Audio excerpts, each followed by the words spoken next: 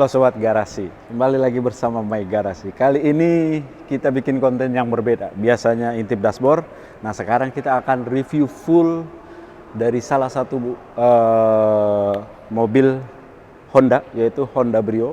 Mobil yang terlaris di Indonesia sampai saat ini. Dari awal muncul sampai sekarang nih 2025. Terbukti untuk Honda Brio ini, untuk NIK 2024-nya juga sudah sold out. Mari. Nah, di samping saya ini kebetulan kita akan membahas Honda Brio Satya yang tipe e-CVT. Jadi Honda Brio itu terdiri dari beberapa tipe. Ada tipe S, tipe E, dan yang tertingginya adalah tipe RS. Tapi katanya untuk yang tipe RS dia kategorinya sudah mobil city car karena harganya sudah di atas 240 juta sekian. Kita bahas mobil yang Brio e-CVT ini. Nah, Brio e-CVT ini dia dibekali dengan mesin 1200 cc dengan kode mesin 1.2 LSOHC 4 silinder segaris dengan tipikal mesin dari Honda yaitu iVTEC dan plus ada juga DBW-nya. Nah, menariknya mobil ini adalah new Honda Brio karena sebelumnya sama, ini juga generasi termasuknya generasi kedua, tapi ada facelift dikit khususnya nih di bagian grill depan dan bumper, front bumpernya, terus juga ada di bagian belakangnya. Nah, mobil ini juga menghasilkan tenaga 90 PS dan torsinya 110 Nm. Dengan dibekali panjang 3,810, jadi 3 meter 80-an, terus lebarnya 160-an, dan tingginya cuma 140-an, nggak nyampe 1,5 meter. Tapi mobil ini menariknya dia karakter Honda, yaitu adalah mobil karakter fun to drive-nya, lebih terkenal dengan fun to drive-nya. Oke, langsung kita review aja untuk bagian depannya. Untuk bagian depannya, tadi untuk kelampuan di headlampnya dia sudah LED, dilengkapi juga dengan DRL-nya. Jadi di sini sudah ada DRL-nya, LED DRL-nya. Jadi menarik. Nah, perubahan yang dari tipe sebelumnya atau generasi sebelumnya ini minor ya. Itu di bagian grill depannya. Grill depannya tampak lebih lebar daripada sebelumnya. Terus di sini dibalut juga dengan kombinasi warna silver. Terus front bumpernya juga sangat menarik nih, di bagian bawahnya. Ini tampilan bagian depan. Nah, dia kira-kira untuk ground clearance-nya sendiri paling dia diangkat ya 140 sampai 160 cm. Nah, terus untuk di bagian bannya sendiri, di velgnya sendiri, bedanya kalau untuk yang e-CVT sama RS itu ringnya berbeda. Kalau di RS itu ring 15, kalau ini ring 14 dengan kombinasi two-tone color. Jadi ada dua warna untuk velgnya. Terus profil bannya 175 plus 665 ring 14. Ini tampilannya. Memang Brio wajar aja sih ya kalau misalkan banyak diminati oleh orang, tampil secara tampilan luar biasa loh. Nah, dia juga sudah bisa belum keyless entry bedanya. Udah bisa keyless entry, tapi kalau untuk yang RS dia sudah engine start stop button. Jadi kalau ini masih pakai mata kunci, tapi kalau untuk RS dia sudah keyless entry. Kita ke bagian belakang. Nah, untuk tampilan belakangnya ini juga menarik ya. Sayangnya dia belum ada defoggernya, tapi dia sudah ada wiper belakangnya. Terus untuk high mount lamp-nya terkesan pisah dengan bodinya, tapi imut, menarik. Untuk antenanya belum shark fin, tapi lumayan menarik. Dilengkapi dengan dua sensor mundur, terus juga untuk kelampuannya dia masih halogen untuk lampu mundurnya. Tapi ya support lah karena depannya sudah LED. Nah, kita coba lihat bukanya. Bukanya dia sudah pencetan doang. Bagasinya luar biasa, luas ya menurut saya, timbang para pesaingnya untuk bagian bagasinya. Nih, tinggal dipencet, terus ini untuk menutupnya. Itu dia. Perbedaannya sama yang RS, kalau dia untuk rear bumpernya, kalau RS dia sudah ada body kit yang lebih keren. Tapi kalau ini kan masih sewarna body. Tapi kalau RS dia sudah two-tone lah, anggap itu biasanya warnanya hitam. Kita nggak bahas RS, kita langsung masuk ke bagian interiornya.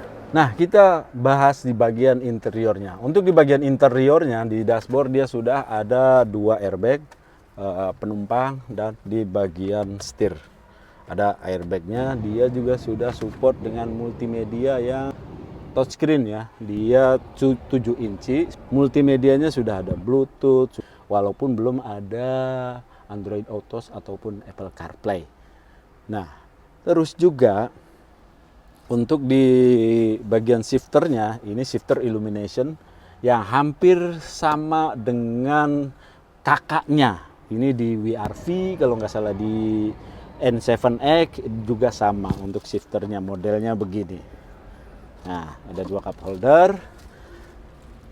Untuk bagian joknya juga, bagian joknya masih full fabric. Terus untuk headrestnya dia menyatu langsung dengan kursinya atau bangkunya. Jadi tidak ditarik-tarik kayak pada umumnya, tapi dia sudah menyatu. Tapi ya lumayan lah, udah nyaman lah. Nah, coba kita untuk rem tangannya dia masih pakai tarikan, masih pakai tebas. Terus untuk pengaturan AC-nya juga lumayan, sudah udah digital. Nah, kita ke bagian setirnya. Nah, untuk di bagian setirnya dia sudah ada audio steering switch-nya. Terus juga untuk pengaturan setirnya dia sudah tilt steering, tapi belum teleskopik. Lumayan lah, ini tilt steering juga tergantung bisa menyesuaikan gaya berkendara teman-teman ya. Untuk sistem kelambuan belum ada auto, sama wipernya juga belum ada auto, tapi sudah intermittent. Nah, ini yang saya ngomongin, bedanya salah satu perbedaan lagi timbang yang Brio RS-nya. Kalau Brio CVT masih menggunakan mata kunci. Maju mundur masih manual, terus untuk reclining-nya juga masih manual. Terus juga untuk di MID-nya dia masih pakai analog semua. Ada digital di bagian tengahnya. Tapi lumayan ya, tapi heran juga saya, kenapa mobil ini sederhana ya menurut saya secara fitur, tapi laku banget di pasaran. Khususnya orang-orang Indonesia suka dari Brio. Mungkin dari 10 orang yang suka Brio bisa nyampe 7 ataupun 8. Nah, untuk di bagian fitur keamanannya, untuk di pengereman dia sudah ada ABS, udah ada EBD, udah ada brake assist-nya juga. Menarik ya, cukup lah ya mobil ini untuk yang tipe CVT ini dibanderol dengan harga 202 jutaan itu untuk OTR-nya. Tapi mungkin kalau teman-teman pembelian cash bisa ada diskonnya. Dan ada nih paket yang menarik nih buat teman-teman kalau misalkan menginginkan kredit DP bisa di 40 jutaan katanya. Terus angsurannya 4,9 selama 35 bulan. Itu dijamin rate-nya rate spesial gitu. Oke, kita langsung ke bagian row 2 yuk. Nah, untuk di row 2-nya legroom luas, untuk headroom juga lumayan luas ya. Tapi ya mungkin yang lebih tinggi dari saya agak sedikit mentok karena saya tingginya 165, untuk headroomnya jaraknya sampai 5 jari lebih, 6 jarian lah, lumayan. Dia sudah ada isofix-nya juga, seat belt sudah ada 3, kanan kiri, tengah, sini. Terus untuk ininya juga sudah dibantu dengan headrest 3. Kanan, kiri, dan tengahnya juga sudah ada headrest-nya. Oke, di side door-nya dia sudah ada cup holder. Terus juga untuk pijakannya lumayan ya, menarik. Dan ini untuk bagian interior termasuknya terdiri dari 2 warna, yang bawahnya full black, kalau untuk yang atapnya dia berwarna abu-abu. Menarik ini mobil, pantesan aja ya. Tadi bagasi kita spill juga sedikit, di sini juga sudah ada tempat untuk cup holdernya. Oh ya lupa, saya tadi di bagian driver juga sudah bisa untuk ada support port untuk USB. Oh, power outlet, sudah ada power outletnya. Jadi tinggal tambahin alatnya dikit terus bisa nyarger HP Anda. Untuk lampuan, dia lampu baca di sini masih menggunakan lampu halogen. Oke, itu aja teman-teman yang bisa kita review singkat dari si mobil terlaris versi LCGC ya, karena yang SCVT ini termasuknya masih kategori LCGC. Itu aja yang bisa kita liput.